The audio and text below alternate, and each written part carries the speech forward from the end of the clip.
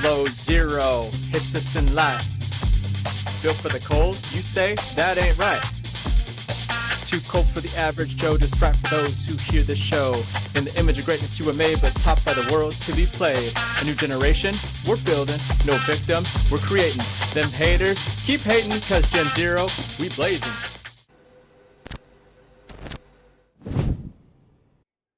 Welcome to another episode of the Built for the Cold podcast. Too cold for the average Joe, just right for me, for the listeners and viewers of this show, where we're just about finished with a series I've created called Separation Season. And for those of you that have been following, obviously you know this is a time of year around the holidays where most people start to slow down, take it easy, wait till kind of the New Year, New Me crowd, which actually turns out to be for most people the know me, never me crowd because they never actually follow through on anything. But for those that actually want to get ahead of time of year and do 1 to 2 things just a little different to kind of create what we'll talk about today, the slight edge over their competition, over other people in their field, and putting themselves ahead on their New Year's goals, not just for New Year's goals, but for their life, right? So up to this point, we've actually talked about quite a few things, right? We started in the beginning talking about how to handle adversity, right? How to actually not let adversity define you. It's what you overcome through it, and kind of the personal story that I've gone through in 2025, a lot of different kinds of adversity, not to get into all that right now. But the second thing we talked about is we never get what we want. James Clear talks about atomic habits. You never rise to the level of your goals, you fall to the level of your systems. In the same way, you never get what you want in life, you get what you accept based on what you allow on your systems in your life. Okay? You're only as good as your standards is another way people put it. We also talked about fear, right? People are way more afraid of success than they are of failure. That's why most people will wake up after 20 years of doing the same thing and recognize they are nowhere near where they want to be, right? If the fear of failure was stronger, they would have moved a lot sooner. But most people are afraid of what comes with success because in their mind, they've told themselves it's riskier to be successful than to just kind of settle for what everyone else around them is doing, okay? The next thing we talked about was consistency, right? And then kind of framing that for the next couple of things we talked about, being persistent enough in your action to remain consistent, because we'll talk about today the compound effect, the slight edge, what's called building momentum, right? The universe is not going to come to your aid like we talked about through infinite intelligence, like having spiritual alignment. The universe is not going to come to your aid unless you are consistent, right? You're commanding the energy of the world and of the spiritual realm and of infinite intelligence to come to your aid the more consistent and persistent you are, and that's rewarded. Okay, and obviously we talked about, like I said, spiritual alignment, feeding into, right? I think one of the biggest points I just want to recap, actually going into infinite intelligence from last time, is paying those spiritual dues, right? And the spiritual alignment that comes from paying those dues that corresponds to the demand you build from consistency, right? To handle adversity, till we get what we accept, the burning desire. These are all things that demand infinite intelligence to come into our life, aka the energy in the universe that causes radical transformation, a quantum leap in your life. All of a sudden, it seems like you're a success overnight. You all of a sudden changed your habits overnight, allegedly, even though you knew it was years and days and months, weeks, whatever, however you want to stack your habits, right? You stacked it over time, right? That's how you build momentum. And momentum demands infinite intelligence to come to your aid, because when you build it, momentum, one of my best friends and mentors, right, told me this all the time. Momentum makes you appear worse than you are when things aren't going well. And it makes you appear way better than you are when things are going well. And that statement, I have not experienced anything further from, like, that's just so absolutely true. There's nothing else I've experienced that becomes so true as far as that statement.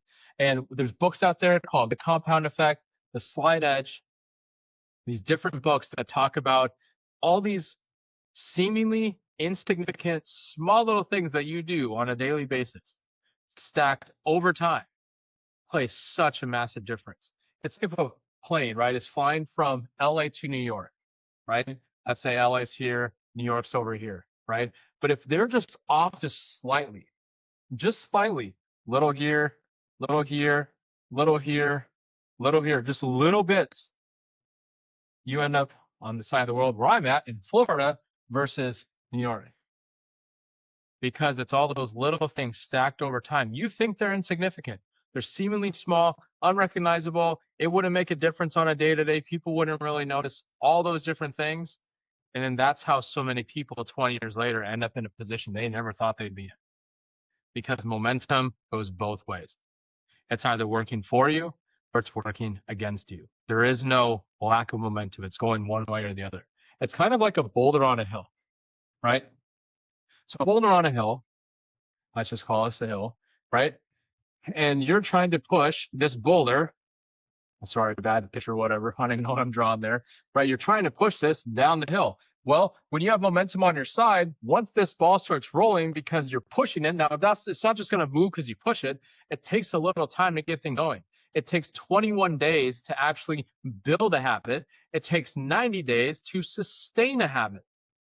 And if you click on the link below, that's actually a link to my free 90 frames program that can help you stack habits in your life one day at a time.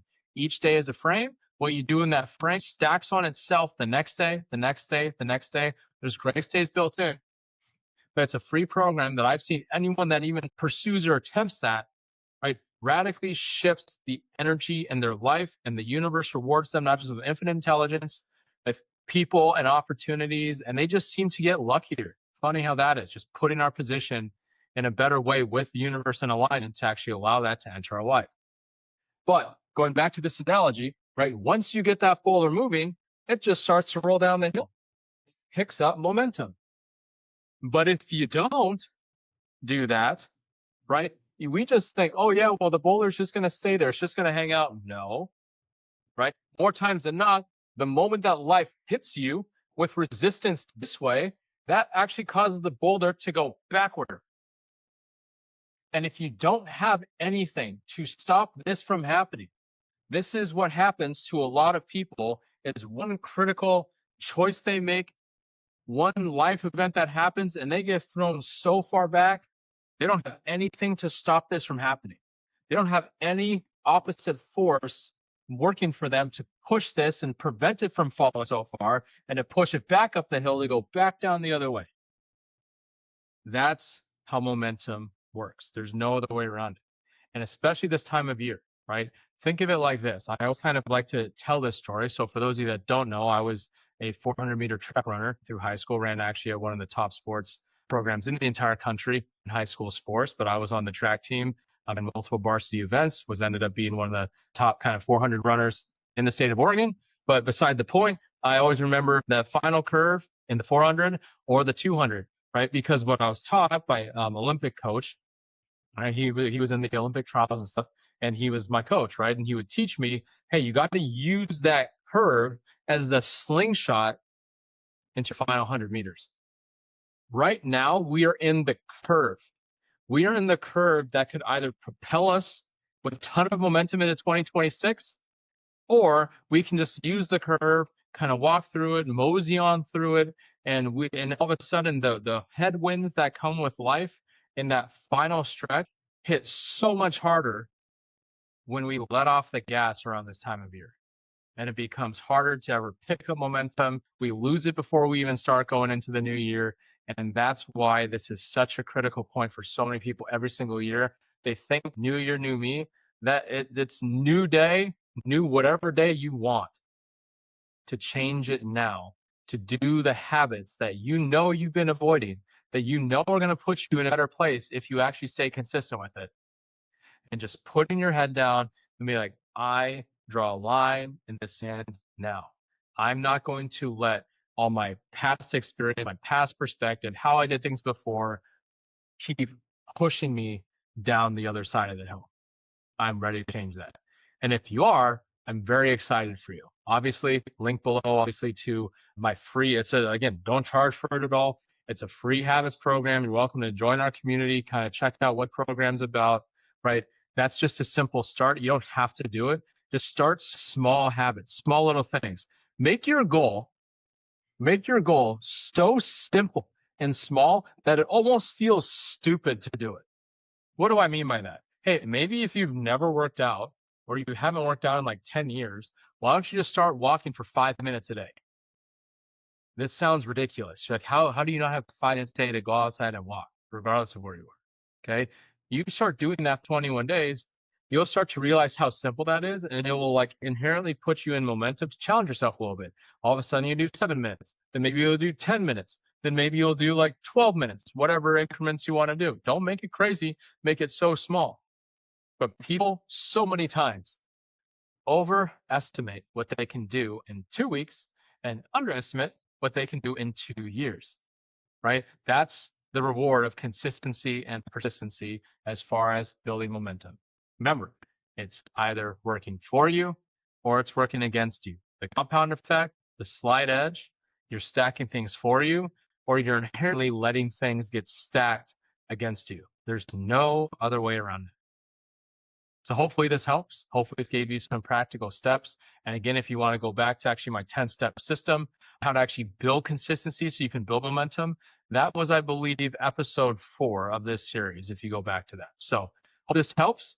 Until the next one, we're almost done with this series, and hope it's been helpful so far. But we'll see you on the next one, and hopefully we'll see you with another cup of Joe. Until then.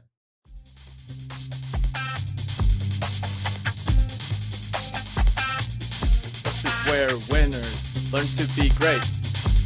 Built for the cold, you say? That damn straight. The lessons, the love, the insights from above. Hope you take them and grow, even with another cup of Joe. Thank you for dropping in and listening to the show.